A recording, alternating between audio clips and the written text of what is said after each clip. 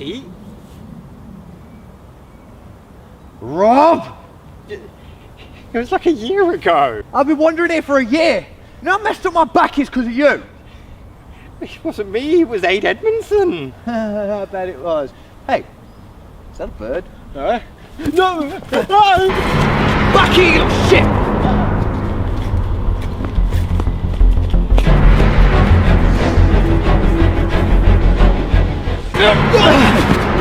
What did I do? Get back!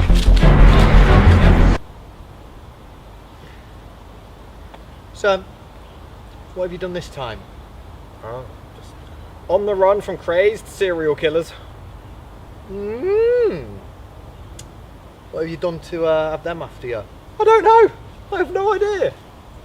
You do know that you pushed me down a friggin' hill at the end of that last review. You made me watch a terrible movie.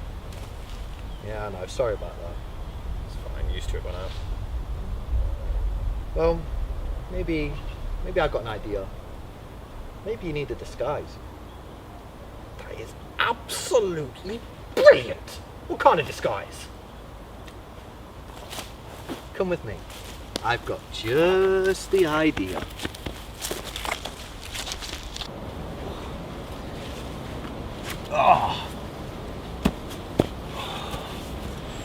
Right, Rob, this is gonna bloody well work. Oi, trick or treat. No sweets, just cash. No credit cards. Ooh. What the fuck?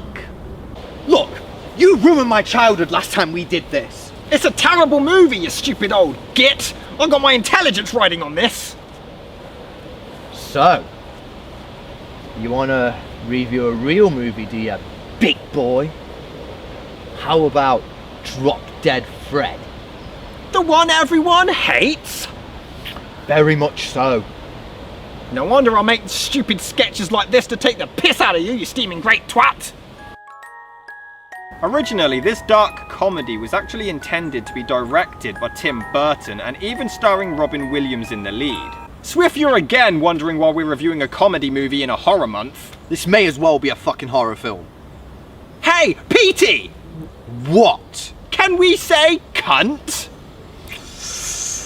Very much not. That doesn't sound very romantic, Eddie. Rick Mayall was cast after the success of The Young Ones, and it was intended to be a UK released movie. However, Rick wanted to work overseas, so they cast Phoebe Cates and it became an international project. The film received mostly negative reception, though it did gain a huge cult following over the years. And a sequel was actually immediately planned after, but unfortunately Rick originally refused to come back, leading to Jim Carrey being lined up to play Fred instead, but he left to do Ace Ventura 2. The sequel was going to go ahead, and even Rick agreed to return, but his health made it a problem, leading to a remake being greenlit instead with Russell Brand, but it was cancelled due to a lack of money. But Rick actually did help with a lot of the writing to bring his charming, childish, cartoony humour to the project as much as possible.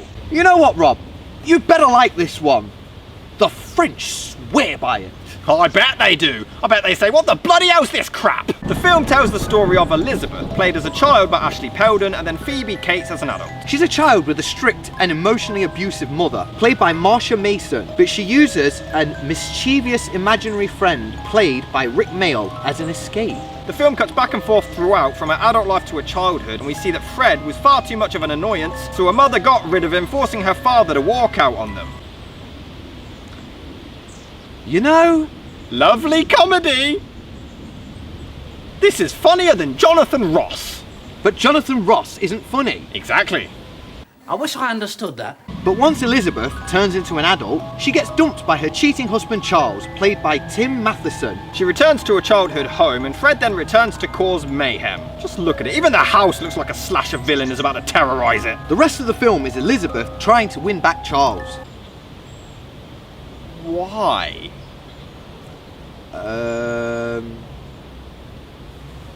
No time for that, the git's dead anyway. Yes. You fucking well hit the clit right on the nail there, you cunting bastard. As Fred causes anarchy, but eventually he helps her overcome her sense of loneliness and becomes a stronger and independent person because of it. Now, I want to actually take this time to talk about the criticism that people had for this movie. It's bollocks. So that's it, is it? Your whole philosophy for why people don't like Drop Dead Fred? is bollocks. Well, yeah. And we wasn't talking about that, we was talking about philosophy. Well, your philosophy's bollocks. Yes! So let's talk bollocks. But that's all we ever do. Don't you ever yearn for change? Slime in this ear, slime in that ear. Just stop talking, okay? If you're just here to emotionally cripple my friend, then that's perfectly okay with me. One criticism is the film didn't know whether they wanted to cater toward children or adults. 1 minute they'll be wiping messy dog poo all over the furniture in the drawing room. The what room? The drawing room. You mean the colouring in room? The sketching room. Oh, sorry, the lounge. I don't think I've been in there. And the next minute, Fred will be looking at vaginas. But I thought it was pretty obvious who the hell it was catered towards. The sad old git section. Hey, did you hear what I said? Please, I've only got so many ribs, Noel Coward. But if you were familiar with Rick Mayall's work, even just the young ones, you could see that Rick was a man-child. An adult who was perverted as hell, but also had an immature and childish sense of humour. It's for adults who like staring at big jugs. Big jugs, all right. But are also childish enough to wipe boogers on people and laugh at fart sounds. I mean, it's really not that hard to figure out. How dare you accuse me of masturbating? When? When was this? You were accusing me of deliberately masturbating into your breakfast. I mean, just look at the first minute of the movie. She was a good little girl. If she had been naughty, the prince would have run away. What a pile of shit. That may be my favourite opening to a film ever. Like, right off the bat, they let you know exactly what style they're going for. And it's shit. I thought it was bollocks. I love how absolutely everything that could possibly go wrong in her life goes wrong in the first 5 minutes. Her husband leaves her for another woman. Her car gets broken into and her handbag stolen. Then somebody else steals her car. And she then loses her job. All in one lunch hour. I know. It all seems really unlikely, doesn't it? Anything else gonna go wrong? Did Rob Zombie write this? You can't tell me Fred's hand reaching out from behind the pillow isn't straight out of a horror movie. I mean, I swear, so many scenes are like a slasher. Just watch this.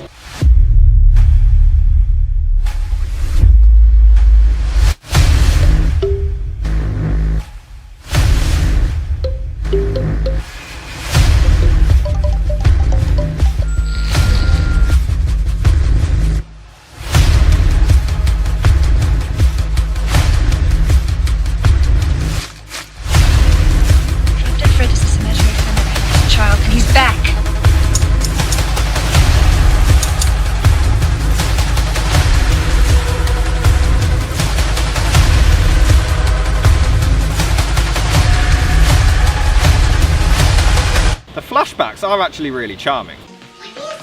Look.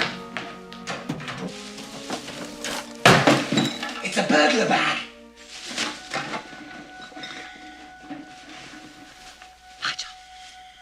Nigel, I think I heard something. Don't panic, but I think we've got some trouble. Downstairs. Well, that's no reason to wake me up. Just change your underpants and see the doctor in the morning. Wait. Imaginary friends need sleep? Janie! Janie? Because you always shout your friend's name as you walk down the street and approach their house. Am I missing something? Is this a girly thing? It's a creative visualization. She has an imaginary friend. Oh. I never had imaginary friends. Just wet dreams. Don't be so foul! And Elizabeth literally sees a random guy on a boat and immediately assumes it's Charles. It's got to be him. It's a white guy. In a shirt. Maybe I'm Charles. No, you fool! That's Keith and Deirdre! Well, remember your house? Yeah. It sank. What? That's her reaction! You just lost your home! She acts like she just found some money! Your house is gone, you stupid old git! Oh. There's a note taped on my leg. What does it say? Carrie Fisher! Whoa! I also love some of the creative choices. Like here, she hits Fred, the camera pans down to follow the violin falling, but then it comes back up to show the woman, and it's completely seamless. It's actually really well done. But Elizabeth sees a therapist and is given some dreaded pills to get rid of Fred. Proving he's not real, which I'll explain later. Shut up! I've got to go, so I'll see you chickens later. Fred! Not the pills. Well, why don't we chuck a lemsip down the stairs? But when she makes the mud pie, why does Fred even think he can just hide in the Jack-in-a-Box anyway? I mean, he knows her mum can't see him. Unless, of course, he is in fact not real. He's real! You should know that. When they start giving her the pills, they even hold her captive and lock her in a room. This is illegal. Good night, Flake. Yeah, well, we're not scared of you, fatso. Who cares? Rick is great. Then somehow, they don't hear them breaking the window. And it takes them an eternity to figure out where she's gone and get to Charles' apartment. You're not going to get that out, are you? Rick is a fucking god. See, I told you, you do it like that. Move over, I can't see. I can only see yeah, one nipple. I want to see more. I mean, there must be more to life than jugs. But it is really heartbreaking to see her take the first pill and actually cause Fred pain as he starts to fade away. No, Rick, hang in there! But he still somehow has the energy to make a mud pie. How did he do this? And shouldn't he be playing nice since, you know, now she's trying to get rid of him? No, because he isn't real. Shut up! They don't even hang around to show that Charles is the douchebag. This is literally how he's introduced. It's really important. This is important to me. Shouldn't you be having lunch on your lunch hour? Let me just finish what I want to say. Well, you agreed. I mean, you did more than agree. It was your idea, and you were right. You were absolutely right. We can't go on. Sooner or later, one of us has got to do something really positive for once in our life, for both our sakes. And you did it. I did? Yes. Wait, when was it my idea? The best thing is for me to go and live with Annabella. Right off the bat, he's an asshole. Arsehead. And he even says they can't continue, but he still wants to see her again. What, he's with Annabella but still wants her? He's Hitler, and this is only 5 minutes in. Lizzie? Elizabeth Cronin. Yeah? I'm Michael. Mickey. I'm Mickey Bunce. Sounds like a Disney character. Don't you remember what you did to my grandmother? That line sounds bloody sinister. I also love how she has a flashback of Fred abusing an elderly woman, and she smiles like it's a loving memory.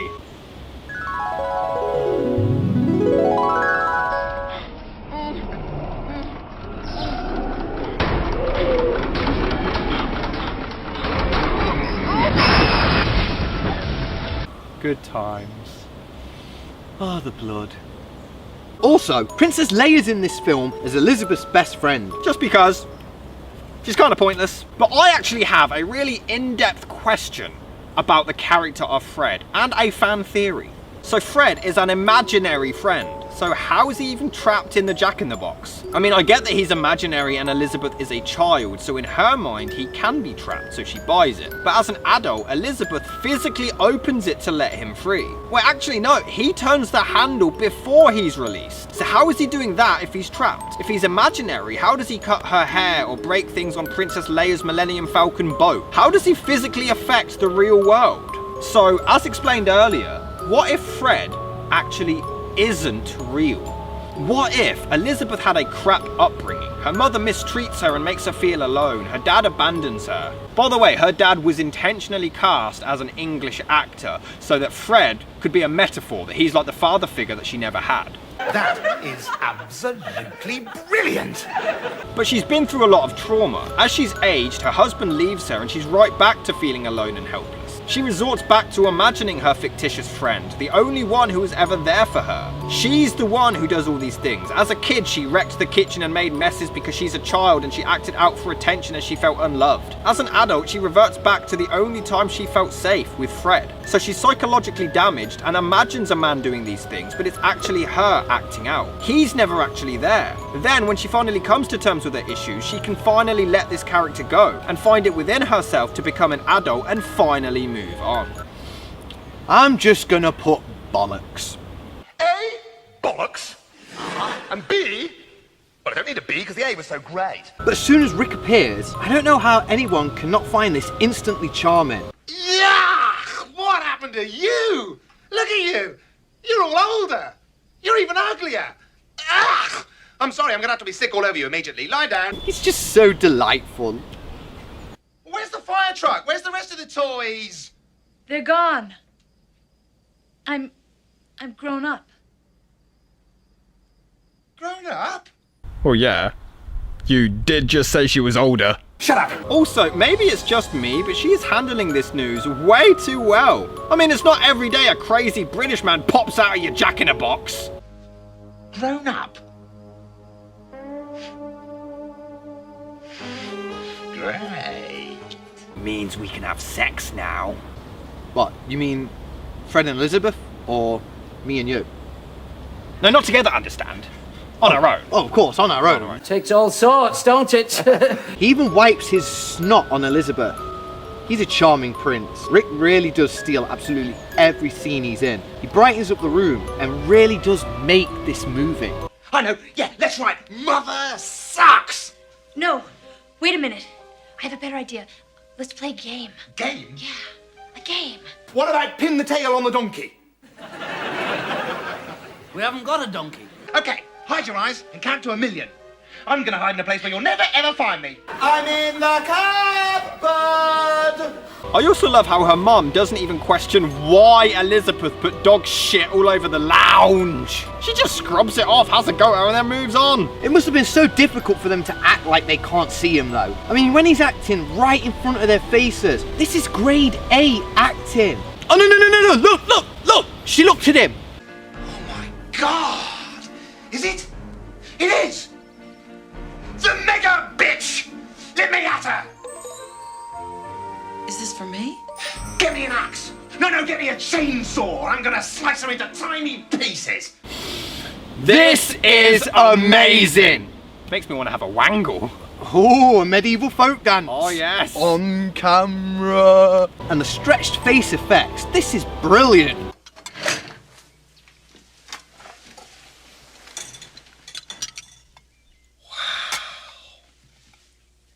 Cobwebs! How is anyone not finding this funny? I said piss off. But I did not say it to you. Well, it's no wonder Charles left you. Why does her mother ignore the fact that she's, talking to somebody else and she's acting crazy and she just acts like it's normal? She just moves on. What's your mum like? My mother, she's just like me, except with smaller jugs. Fred, what are you doing here? I'm stuck because your stupid, ugly, fat, grown-up husband has left you. So you're all alone and you're all unhappy. So I had to come back and I can't get home again until you're happy. So why don't you get happy? So, why don't you make her happy, instead of ruining her life? He's not real. She's imagining him messing everything up, just like when she was a kid. She wants to be a kid again. I hate you! I hate you! I hate you! Go away and crawl away and die in a ditch somewhere, you bastard! Young Elizabeth is actually adorable. The flashback scenes are really sweet because it shows them bonding and it takes you back to your own childhood when you acted like a little shit. It's somehow charming. Who didn't burgle their own house? Make a mud pie, be a little shit, get their own dad arrested. It's just normal. Do you have somebody who looks after you? I mean, Elizabeth accidentally gets her father arrested, and they somehow still manage to have a sweet emotional scene together with a really positive message. Maybe Mommy's right. I never do anything right. So what? What are you saying that for? You're great. She's not. She's always fighting with your dad. She's always calling you horrible things. Look, you've got to be what you want to be. Don't you ever be like her. Promise? Promise. I'm not crying, I just got something in my eye. You sad pervy. No time for crap double entendres. Okay then, genius. Answer me this. There's a scene where Fred writes Elizabeth a note pretending to be Charles, asking to meet up, and then makes fun of her. If it's her imagining, why would she write herself a note to trick herself? And also, why would her mother be able to see the letter because her mother picked the letter up. Oh. She had false hope that Charles would come back. Bollocks! Don't you use that language with me, young man! What? English? No, there's no time for merriment. The thing is, even when Fred is making fun of her for her heartbreak, he's still somehow likeable. I don't know how the bastard does it. It's like when you roast your mate. It seems harmless somehow. I love him. Why? I don't know. He sends me flowers and brings me wine. Cheats on me. Manipulates me. He's gonna have it off with her. Princess Leia's boyfriend is really creepy, but luckily he's not in the film too much. That is a very strange young lady. Well, she's going through a difficult time right now, and she is a friend of mine. Well, look, I'm not criticizing. Yes, you her. are No, criticizing. I'm just describing what I saw. No, I mean, everybody has strange friends. Even you must. But all mine are alive. Oh, sick. Burn. Oh. I'm just amazed at the amount of people who don't quite get Fred. He's a child. He has the mind of a child. Of course he's going to make things worse. That's the whole point of the character. You always tell me to look on the bright side of things. And what would that be in this particular situation? You'd look banging in a gold bikini. Excuse me, gentlemen. Hello, sweetheart. Aren't you a cute little thing? I love the fact that she says it to his dick, and Rick's face is priceless. But how the hell does she believe this? At all. She wheels out a chair and tries to beat him up. I mean, it's funny and everything, but why would she think this works? There's no reason at all why she would believe any of this. Because he isn't real. He is real! Okie dokie, matey. Mickey is meant to be the nice guy, but immediately, right off the bat, I can't stand him. You cut your hair. Yeah, Charles is gonna hate it. Oh, no, you look beautiful. Look, just relax. Let's have a nice lunch. What a big girl. Oh, no, Mickey Fart Pants. I love that line way too much. You don't throw spaghetti in my restaurant. Okay, fine. You do it. Okay, I've changed my mind. I kind of like him now. Seeing Fred play with his friends is fun and charming, but why the bastard in hell wasn't it Aid Edmondson cast? I mean, Aid should have been one of them. Such a missed opportunity. But here's a question. If they're real, how come they don't hear Fred's friend headbutting the door when they open it just seconds later? Shut up. They're not real. Shut up. You stupid bastard! But this is it. Fred may make her life hell, but he's been the only one to ever genuinely care for her and show her any kind of affection. So, if you still feel that this is wrong, just look at the closeness of their relationship. And Drop Dead Fred is going to teach me how to cook today. I'm going to need flour and sugar and honey and vodka and a pair of your pants. We're making pants pie. Ouch! Vodka and pants pie. God knows what else.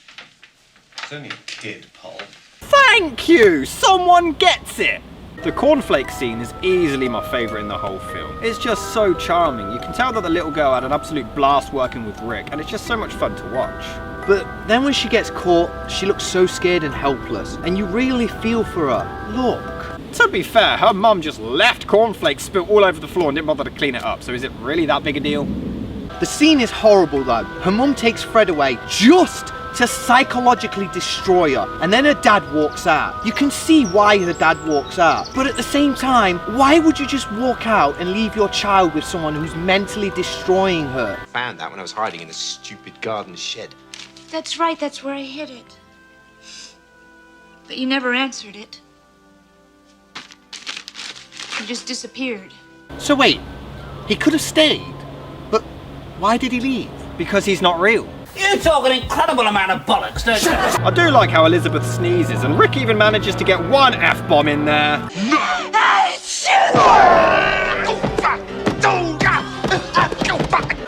bastard! Then Fred uses There's Something About Mary hair gel, drops a guy's gown at the party. God, I love him. Shut! No panties! No panties! it. Rick, we really miss you, buddy. You said she was mousy. So Annabella knows about Elizabeth. And they're both okay with him having it off with each other? What is wrong with these people? Are they Welsh? Blasted lesbians everywhere. And Elizabeth still takes him back. The thing is, this is actually a real problem. People's self-esteem does get low enough to do this sometimes. It's a mature film with a mature message, but immature comedy. Charles, I heard you. You said Annabella. Well, if I said, oh, Annabella, isn't it better that I said, oh, Annabella, and I was here with you, than to say, oh, Lizzie, and be somewhere else with Annabella? Yeah. And that works? Come on! Fred even sees that Charles is cheating and Annabelle is okay with this still. But you do really feel sorry for Elizabeth as she's going through a stage that I think everyone goes through at one point. Leave him. I can't. I'm scared to be alone. But Fred is there for her. He always has been, and he gives her another escape. And this is where Fred helps her face all of her fears in Tim Burton's funhouse. The metaphor is great. She lets go of Charles, confronts and defeats her mother, and finally frees her child self. It's a beautiful message, and Fred has successfully lived out his mission. And his goodbye scene is so emotional. I think the film is a lot smarter than people give it credit for. It's quite sad to see her and Fred part ways though before she returns to reality. You can tell that she is really heartbroken, but for a second tries to act like nothing has happened. It's very subtle acting, but then dumps Charles and wipes her snot on him. Nice. But you feel really proud of her as she finally stands up to her mother. I guess I made the same mistake a lot of people make. I had a child to save a marriage. How can you say that? Well, you made things worse. He left because of you. Where's the cattle prod? You left it in the felt tip room. Ah. And maybe it's just me, but during the entire film, I never once got the romantic vibe between Elizabeth and Mickey. They just seem like friends. There's no initiation for a relationship whatsoever. So, answer me this. If Fred isn't real, then how come Mickey's daughter, he's her imaginary friend? Well, obviously, Elizabeth is just imagining that it's drop dead Fred. But she said his name? Well, obviously, she just overheard them discussing his name. I hate you. Shall I tell it again? No, thank you, sir. I'd rather have a pineapple inserted violently into my rectum. But it is quite a sweet ending, and Elizabeth looks on at the girl and Fred proudly. She's just too much. Okay. Now. How did she not see the rope? Walks right into it. But the film does play on the fact that, yeah, kids misbehave, but it's what they do. It's charming. It captures your childhood really well. Yeah, it really does.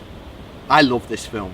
The film is hilarious. Fred and Elizabeth are so charming together, past and present, and it's just fun to see them bond. It has sweet messages, clever metaphors, and it's just a fun movie. I truly don't believe that anybody else other than Rick Mayo could have possibly starred in this role. It was suited and tailored to him ever so perfectly, with even Rick helping write major chunks of the film. It has amazing messages, and it's just a true beautiful piece. It shows just how children who feel alone and desperate imagine, and then the coming of age when she loses him and then gets him back at the point in her life where she really needs somebody, and then once she finally gets the strength to carry on with her life, Fred then goes back and leaves her to go on her own. It's just truly beautiful. So there you go. It's a good movie. Fred's real. Bastard. Scum! Taffy O. Jones! Bastard! Oh, look! Knackers!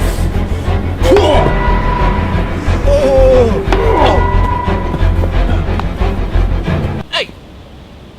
Who the bloody hell's that?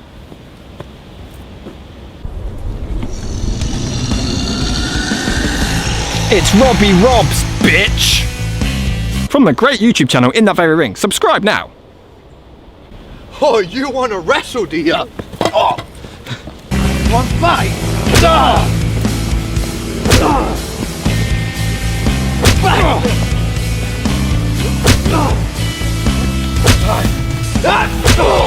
I'll show you. Don't fight.